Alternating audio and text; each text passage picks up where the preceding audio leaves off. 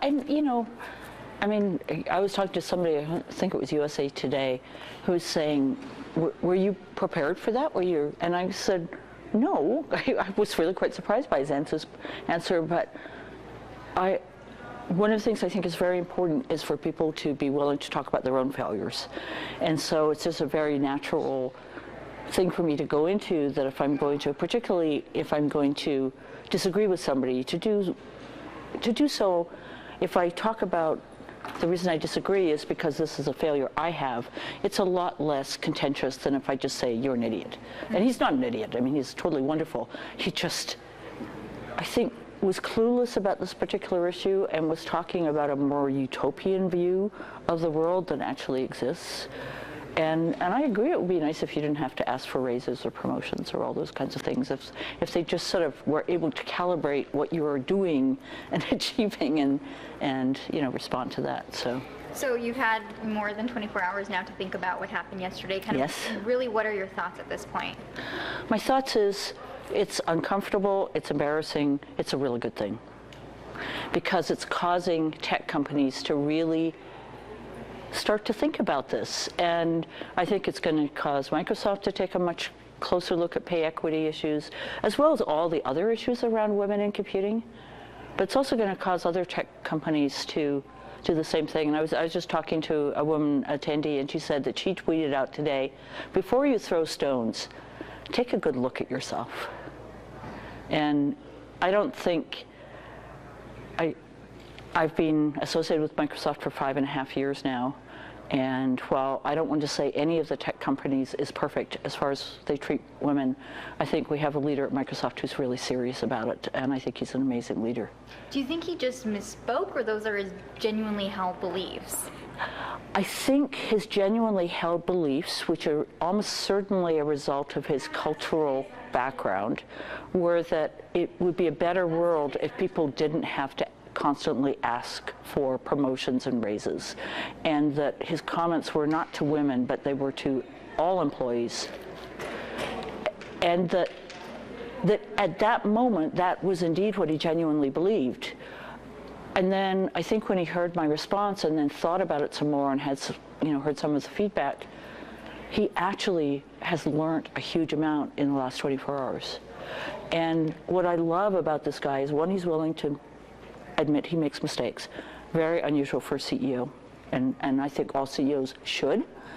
And the second thing I really love about him is that when he sees he didn't know something, and this was something that he came across as somewhat clueless about, his immediate response is to dive in and learn more, not to back away and say, oh, well, So I'm thrilled.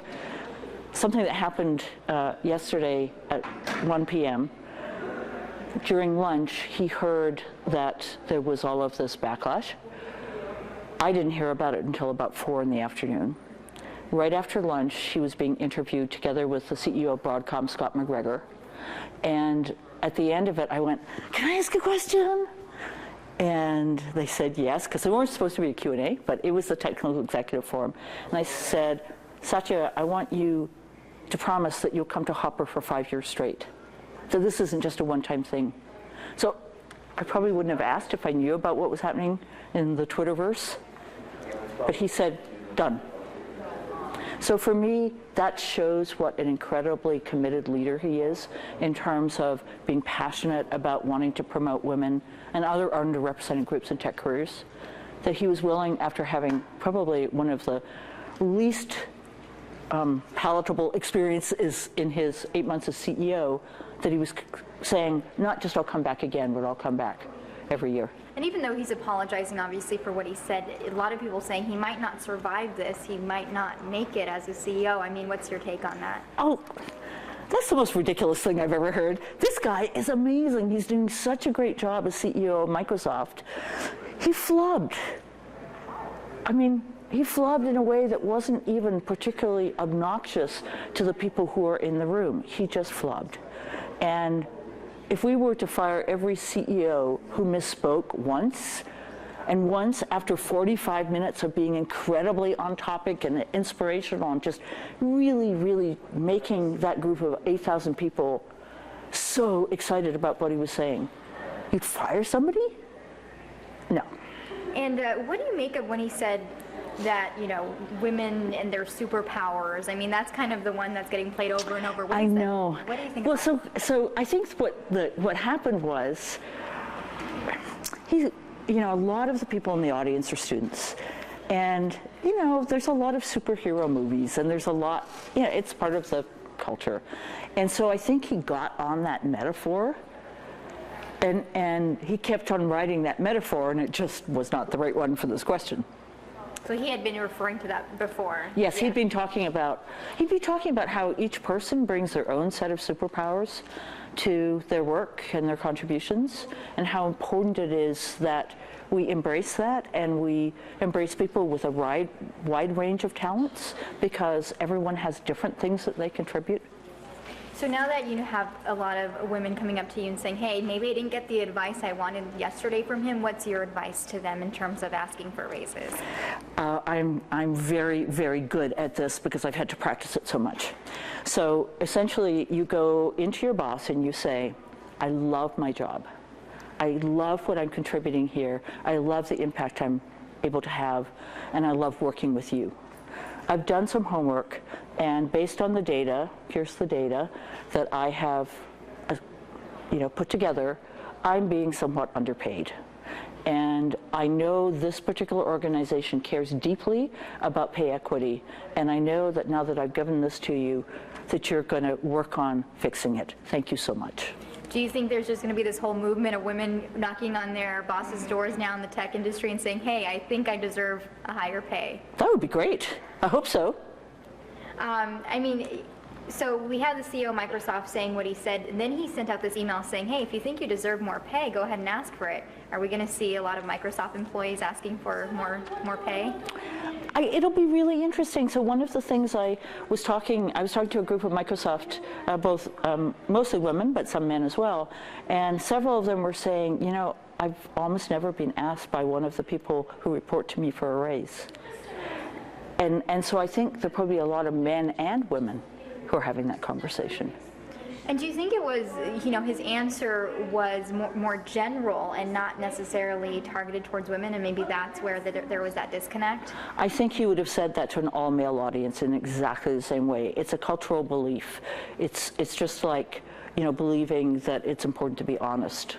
So it's a very common belief, particularly in South India, where he comes from, where you believe that you should make contributions and the world will recognize those contributions over time and treat you fairly, so-called karma. So I think that's what was coming forward, and I think what happened in the last 24 hours is he really thought about the issue of what corporate culture is like, not just in the tech industry and certainly not just at Microsoft, and that people really who ask are more likely to get promotions, more responsibilities, raises, more resources, and that if they believe they deserve that, they should be asking.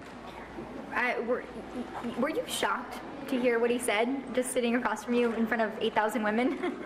I was surprised. It was not the answer I was expecting, but on the other hand, there is part of Satya that really is quite spiritual in a sense, and that has really quite a different take on the world. And I find it inspirational because it's just, he believes so much in the integrity of people and in valuing people who work hard and contribute and make a great team and take accountability, all of those kinds of things. He really believes in this. So while I was surprised because it wasn't the response I expected, it was consistent with other views. But what I love about it, that's how he responded. He thought about it, and within a few hours, he had realized that was the wrong answer, and he admitted it. And, for people who don't really understand what the situation is in the tech industry and women in computing, what is the situation? Are they underpaid? Is there a diversity problem? Can you talk about that? There's definitely a diversity problem in the tech industry in that if you look at the percentage of, so the most common path to a tech career is a computer science undergraduate degree, and you just look at the percentage of those degrees that are going to women and going to African Americans, going to Hispanics. It's much below the proportions of those groups in our country. So there definitely is an issue. If you look at pay equity, we know that on average women earn 77 cents for each dollar that a man earns. In the tech industry, that number is 87 cents. So actually pay equity is not as bad in the tech industry as it is overall. Does that mean that it's okay? Of course not. So every tech company should be working hard on looking at pay equity, on helping recruit more women, on helping universities educate more women, African Americans and Hispanics in computer science. That's something I'm very proud that we're doing at Harvey Mudd and leading the country in terms of doing that. And not just doing it in computer science, doing it in engineering and other disciplines as well. So the tech industry has got a long way to go. The great thing about this miserable situation that we're dealing with today is it's causing people to talk about it, to really think about the issues.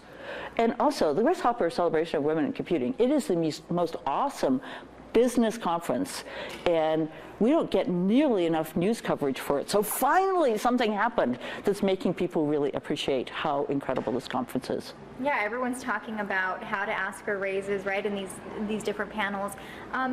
Do you feel like it is something everybody should be doing and it's important? I mean, there's going to be those people who still say, well, maybe you shouldn't ask for a raise and just keep doing a good job and it'll come to you. Why is it important that we do speak up and ask for raises? So it's not just asking for raises. I believe that many of us find it uncomfortable to ask for help or for more of something in any context. And the one thing, and I'm certainly guilty of that, I'm somebody who grew up wanting to be incredibly self-reliant, and I found it very difficult to ask anyone for help with anything. And even just in the last 5 years, I've gotten way better at that. My favorite example is I helped Sheryl Sandberg for help in getting Harvey Mudd and what we're doing with women in computer science and engineering and other disciplines get more visibility, and she immediately helped. And it has totally changed the equation for us in terms of our visibility. So I truly believe everybody should be able to ask appropriately for help. If they believe they deserve a higher salary, for a higher salary. If they believe that they need more resources to accomplish what their mission is in their organization, they should be able to ask for that. If they believe they're ready for a larger set of responsibilities, they should ask for that too. So it's not just about asking for raises, it's about asking for things that are going to make you more effective one way or another. And so is your take that it's not just that this is a maybe gender biased industry or even gender biased culture, but that women themselves are not feeling empowered or bold enough to go ahead and ask for that raise? Are we our worst enemy? Well, we raise our daughters to be nice, to be helpful, to not be loud, to not be unruly, to be well behaved, and not to ask for things for themselves. We do that. It is our culture. For our sons, we tolerate all kinds of rambunctious, unruly, aggressive, loud kinds of behavior. Boys will be boys. So I don't think we should blame women. We should just acknowledge our culture has gender differences in how people are raised, and that we should work on addressing those differences. Because personally, I think we should be encouraging everyone to be helpful, to care for others, to try to make the world a better place. I think these are some of the things that we aim for our young women, but we should also encourage everyone to be able to contribute ideas, to speak clearly, not to hold back, not to be obnoxious, but to be part of the discussion, to be part of the creation of new ideas.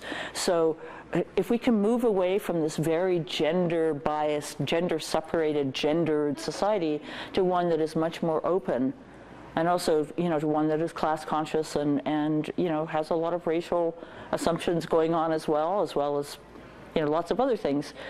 If we can make it a more inclusive society for everyone, everybody will benefit. Perfect. And then do you want to just say your name for me and your title? Sure. My name is Maria Klawe. I'm president of Harvey Mudd College and a director of Microsoft and of Broadcom. How do you pronounce your last name again? Klawe. Klawe. Okay. So do you think that this is a good thing, though, in the end? I think it's a good thing.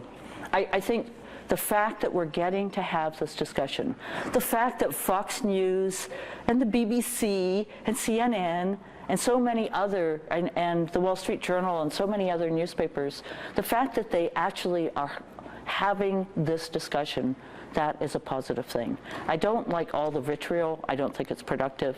All of the, sort of the people say, fire that guy right away. I think that's ridiculous. But I do think that overall we'll all be in a better place as a result of this having happened. And is he still around? Were you able to see him after this all came out and you learned about it? And no. By then he had actually he was on his way, and I don't have a clue where he is today. He travels constantly, but I will see him. I know in a couple of weeks. We've exchanged emails. I think he's an amazing leader, and I feel incredibly lucky that Microsoft has him leading the company. Cool. Well, I thank you so much for talking to us. My pleasure. Do you need anything else? Thank